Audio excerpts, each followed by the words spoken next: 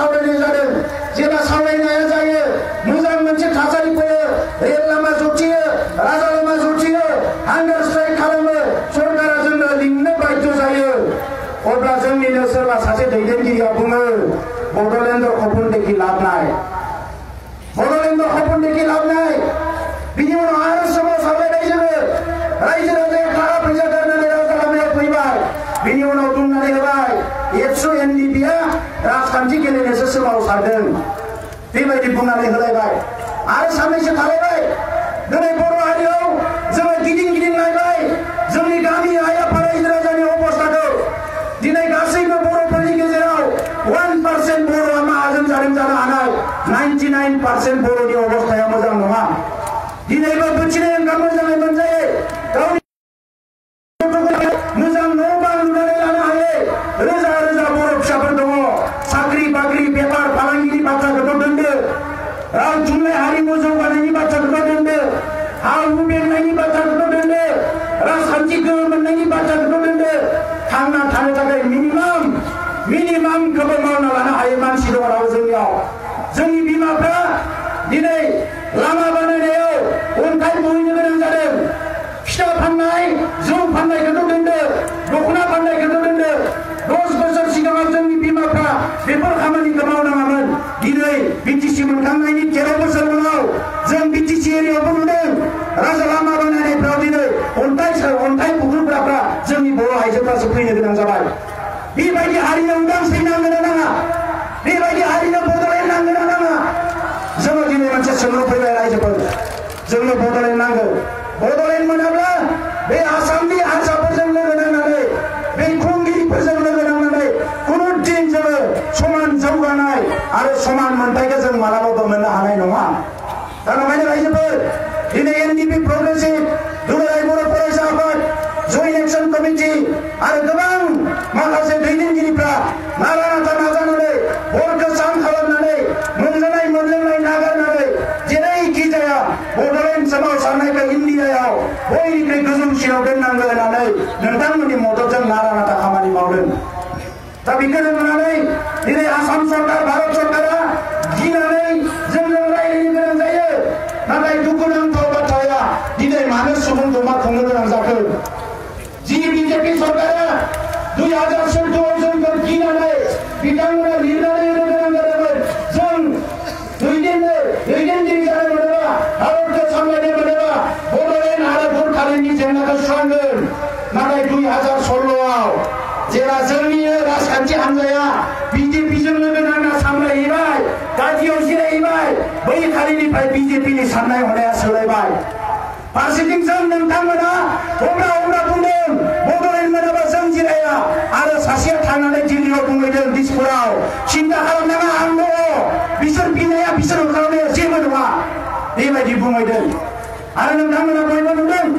बावैसो दिल्लीयाव मा बुंहैदों बिथाङा सिगांनिफ्राय बुंबाय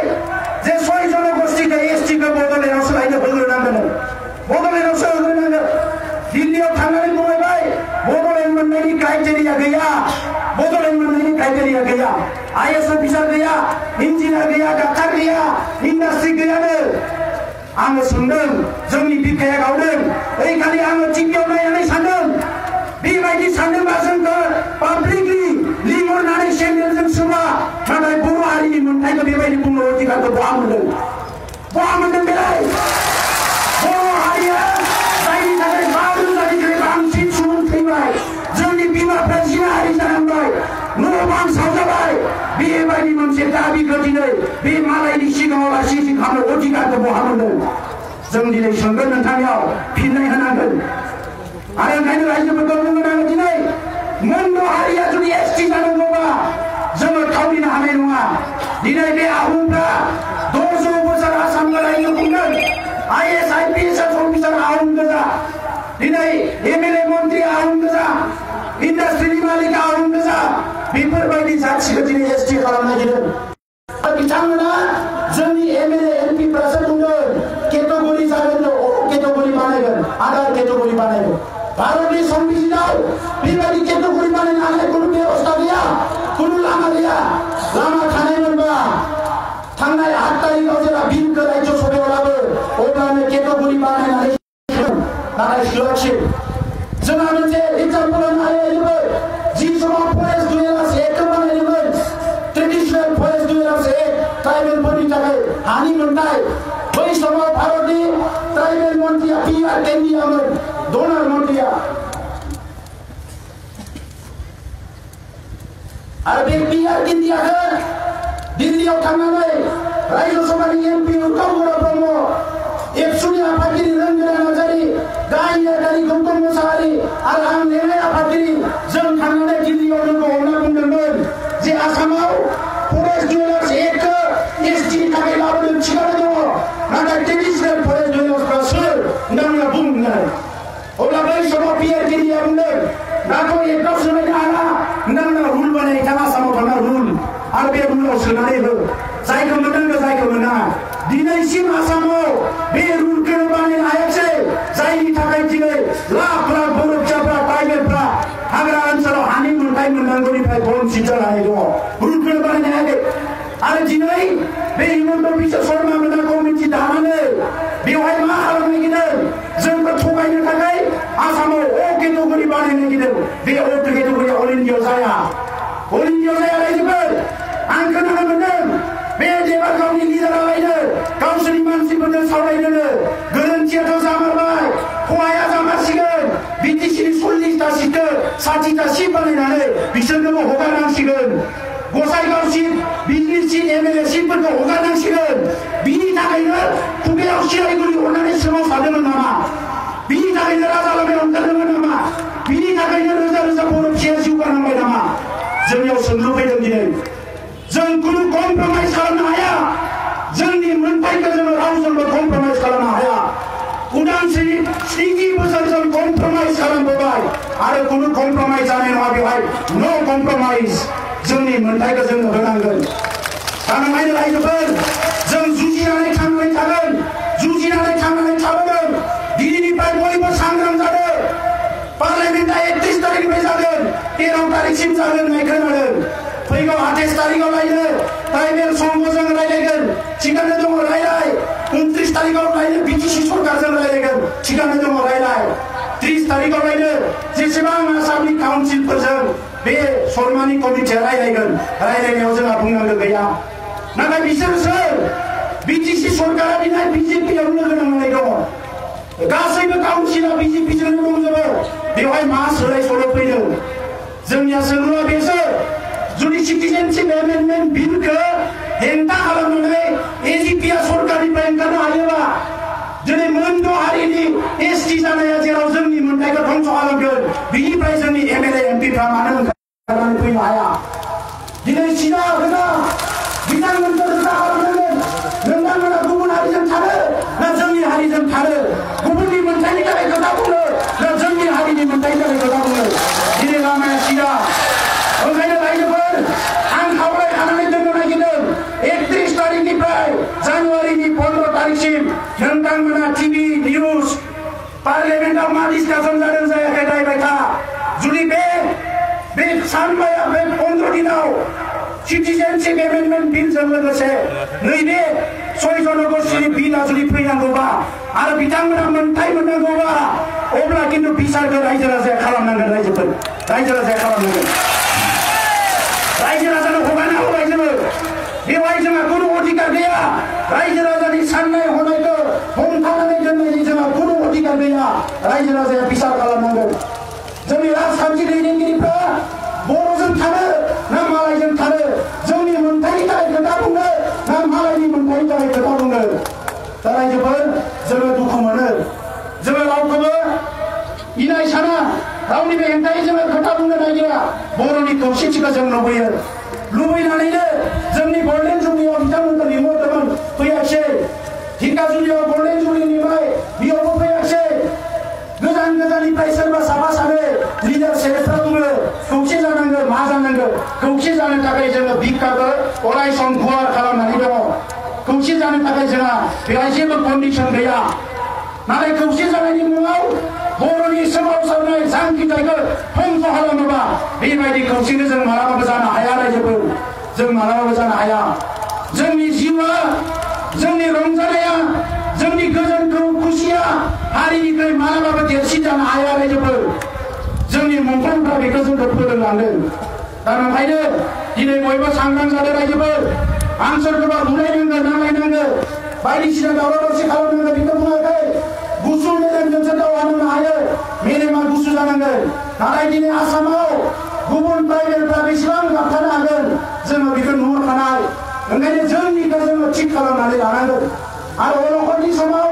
दुखु खैफोदनि समाव जाय खौसे गसंनो हायो जाय सोमावसारनो हायो जाय जांख्रिखांनो हायो बिसोर मुलुगाव गोथां हारि हिसाबै थांना थानायनि मोन्थायखौ मोनो बिसोर अधिकारखौ मोनो बे खोथाखौ जाहाथे गोसोआव लाखियो दा रायजोफोर जों लामा नायदों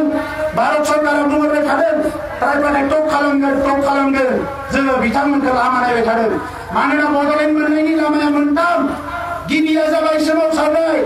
नैथिया जाबाय राजखान्थि खालामनाय आरो थामथिया जाबाय सावरायनाय ओंखायनो मोनथाम लामाखौबो जों अपेन दोनदों दा बे खोथाखौ नोंथांमोननो फोरमायबाय नाथाय बे मोनद' हारिया एसटि जानायनि खोथाखौ लानानै नोंथांमोनखौबो बुंगोन जोंखौबो बुंगोन सोरबा सोरबा बर'नि आफादफ्रानो जायफोर मोनजाग्रा मोनलोंग्रा सोरबा सोरबा बुंनो हमबाय माथो जोंहा जेबो खहा जायानो जानो होबालाय मा जायो खहा जायानो नङा खहा जाया होनना बुं आरो संबिधानाव बबेयाव लिरनाय दङ जोंनो लाबोनानै फोरमायफै नैबेजों खहा जाया होननानै अब्ला जों मानिनानै लागोन नङाबा खहा जायानो होननानै सोरबा जुदि बुजायनो थाङोबा बेखौ नोंथांमोना बिसार खालाम माबायदि खहा जाया सांग्रां जानांगोन रायजोफोर दा बेनिखायनो बेखिनि खोथाखौ बुंबाय सोमावसारनायाव थांबाय थागोन जायखिजाया समावनो जोङो रेडि खालामनो हानांगोन जायखिजाया समावनो सोमावसारनो हानांगोन नैबे पार्लियामेन्ट सेसनाव थाङो माने बयबो जाहाथे एलार्ट सांग्रां जानानै थायो रायजोफोर नाथाय जोंनि ओनसोलाव सोरबाया थुनज्लायनो नाजागोन सोरबाया फाव फान्दायनो नाजागोन गाज्रि खामानि मावनो नाजागोन बेफोरखौ सामोल जा हिंसा जानो हानाय नङा बुथारलायनाय थै बोहैनाय बेफोर जानो मोना नङाबा मालाया बेवहाय देरहागोन जों बे थासारिखौ जाहाथे लाबोआ আমি এই গণসমাবেশৰ দ্বাৰা আজি যি ইয়াতে ৰেলী হৈ গ'ল কোকৰাঝাৰত অসম চৰকাৰক খকিয়াই দিবলৈ ওলাইছো আপোনালোকৰ নাটক বহুত হ'ল আৰু এনেকুৱা নাটক আমাৰ লগত নকৰিব এনেকুৱা নাটক আমাৰ লগত নকৰিব আমি খকিয়াই দিছো সৰ্বনিম্ন চৰকাৰক বড়োসকল ইয়াৰ ভূমিপুত্ৰ অকল বড়োসকল নহয় বড়োৰ লগত আৰু ভূমিপুত্ৰ ইয়াত বহুত আছে আমি সকলো ভূমিপুত্ৰৰ অধিকাৰটো সুনিশ্চিত হওক কিন্তু আমি বিচাৰো কিন্তু আজি যি দলে শাসনত আছে এই দলে 2014 আমাক কৈছিলে যে আমি যদি শাসনলৈ আহো বড় সমস্যা সমাধান কৰিম বড় সমস্যা সমাধান কৰিম 5 বছৰ গুচি গ'ল বড় সমস্যা সমাধান কৰিবৰ কাৰণে সময় নাপালে আলোচনা ভালকে কৰি পাই এটা সমাধানৰ সূত্ৰ ওলাবলৈ সময় নাপালে এইটো সময় পোৱা নাই বুলি আমি নাভাবো যি চৰকাৰে আজি এই মানে 6 জনগোষ্ঠীৰ বিল আনিব পাৰিছে যি চৰকাৰে আজি জনজাতি বিৰোধী কাম কৰিব পাৰিছে এই মানুহবিলাক আজি বড়োৰ আলোচনা কৰিবলৈ সময় নাই বুলি কৰি আমি বিশ্বাস নকৰো কথাটো হৈছে যে আজি স্পষ্ট কৰক আপোনালোকৰ নীতি কি এই ভূমিপুত্ৰ বড়ো আৰু জনজাতিসকলক কেনেকৈ আপোনালোকে সুৰক্ষা দিব বিচাৰিছে যোৱা 5 বছৰে ক'লে জনজাতিসকলক ক্ষতি হোৱাৰ কাম আমি নকৰো সংবিধানিকভাৱে সুৰক্ষা পাব এই 6 জনগোষ্ঠীৰ বিল এদিন আহিল আৰু বিল অহাৰ পিছত এতিয়া কমিটি গঠন কৰিছে কমিটি গঠন কৰি পাই কৈছে ইয়াত বোলে ও কেটেগৰী কৰিব ইয়াত ও কেটেগৰী কৰিব দিল্লীত কি হ'ব অল ইণ্ডিয়া কি হ'ব যদি ও কেটেগৰী কৰিবই পাৰে আপোনালোকে কিয় ৰাজ্যসভাৰ বিলটো আগতে আনিলে ৰাজ্যসভাৰ বিল আনাৰ আগতে কিয় ও কেটেগৰী নকৰিলে আজি আমাৰ আপোনালোকলৈ প্ৰশ্ন আমাক আৰু টুপি পিন্ধাব নালাগে আপোনালোকে ভোটৰ অংক কৰি ৰাজনৈতিক মুনাফা আদায় কৰিব বিচাৰি বৃহত্তৰ জনগোষ্ঠীবিলাকক আজি উন্নত জনগোষ্ঠীবিলাকক এছটি কৰি ক্ষুদ্ৰ জনগোষ্ঠীবিলাকক নিক্ষেপ কৰিব বিচাৰিছে আৰু এই ৰাজনৈতিক অংকটো আমি জানো ইয়াৰ সুযোগটো দিছে আমাৰ কাউন্সিলৰ নেতাবিলাকে বিটিসি কাউন্সিলকে আদি কৰি অসমত যিমান ট্ৰাইবেল কাউন্সিল আছে এই ট্ৰাইবেল কাউন্সিল এতিয়া বিজেপিৰ লগত আছে গতিকে আমাৰ প্ৰশ্ন এই কাউন্সিলৰ নেতাবিলাক জনজাতি হোৱাৰ পিছত অসমৰ বিধানসভাত 24 জনকৈ ট্ৰাইবেল এমএলএ জনজাতি এমএলএ থকাৰ পিছত 4 জনকৈ মন্ত্ৰী থকাৰ পিছত চিফ মিনিষ্টাৰ জনজাতি হোৱাৰ পিছত অসমৰ কেনেকৈ জনজাতি ধ্বংস কৰা এটা বিল আহিব পাৰে এই কথাটো আজি আমি প্ৰশ্ন কৰিছো গতিকে আমাৰ কথা শেষ কথা এইটোৱে যে আপোনালোকে অসমত কি কৰে নকৰে আপোনালোকৰ কথা কিন্তু অতি শীঘ্ৰে বদলান সৃষ্টি কৰি বড়োসকলক বিদায় দিয়ক আপোনালোকৰ লগত আমি সুৰক্ষিত নহয় এইটো আজিৰ কথা নহয় আমি তাহানিতে গম পাইছো আমাক দিবলৈ এলপি স্কুলৰ মাষ্টৰ দিবলৈ আপোনালোকৰ পইচা নাই কিতাপ দিবলৈ আপোনালোকৰ পইচা নাই কিন্তু বাকী কাম সব আপোনালোকে কৰিব পাৰে এই কথাবিলাক বুজিবলৈ বাকী নাই 50 বছৰে ৰেডিঅ' চেণ্টাৰত বড়োবিলাকক আধা ঘণ্টা দি থলে আপোনালোকে 24 ঘণ্টা বজালে আৰু আমাৰ বুজিবলৈ বাকী নাই এই 50 বছৰৰ টিভি চেণ্টাৰত আমাৰ 5 মিনিট সময় দিব নোৱাৰিলে 24 ঘণ্টা আপোনালোকৰ বজালে আমাৰ বুজিবলৈ আৰু বাকী নাই এখন দলং দিব নোৱাৰে আমাৰ নামত অসমৰ কেলেণ্ডাৰত বড়োফা উপেন্দ্ৰনাথ ব্ৰহ্মৰ জন্মদিনটো আমি বিচাৰিছিলো ষ্টুডেণ্টে এইটো দিব নোৱাৰে আপোনালোকে দিনদয়াল দিব পাৰে আপোনালোকে বেলেগ সবকো কৰিব পাৰে কিন্তু আজি বড়োসকলৰ কাৰণে একো কৰিব নোৱাৰে এইকাৰণে মই আহ্বান কৰিছো আজি অসমৰ ভৈয়াম জনজাতিসকলক একগোট হৈ সংগ্ৰাম নকৰিলে আজি ধ্বংসৰ সময় আহিল নিক্ষেপ হোৱাৰ সময় আহিল আজি স্পষ্টকৈ কৈছো আহোম জনগোষ্ঠীৰ প্ৰতি মোৰ বেয়া ভাৱ নাই আহোমসকলক আমি সন্মান কৰো আহোমৰ ইতিহাসক আমি সন্মান কৰো আহোমসকলক আমি মৰম কৰো ৰাজবংশীসকলক আমি সন্মান কৰো ৰাজবংশীসকলক আমি মৰম কৰো আদিবাসী ভাইসকলৰ যিটো দুখ দুৰ্যোগ ইয়াত আমি সমভাৱে লাগি হ'বলৈ বিচাৰো কিন্তু আজি চাওক আহোমৰ নিচিনা 600 বছৰ অসমত ৰাজত্ব কৰা জনগোষ্ঠী এটাক যদি এছটি কৰা হয় বাকী জনজাতিবিলাকৰ কি হ'ব আজি আদিবাসীসকলক কম্পিট কৰিব নোৱাৰে এইসকলৰ লগত যদি আহোমে যদি অসমৰ এছটি হ'ব পাৰে তেতিয়া গোৰ্খাও অসমৰ এছটি হ'ব পাৰিব অসমৰ আজি এই মানে কলিতাসকলো এছটি হ'ব পাৰিব নাথযোগীসকলো এছটি হ'ব পাৰিব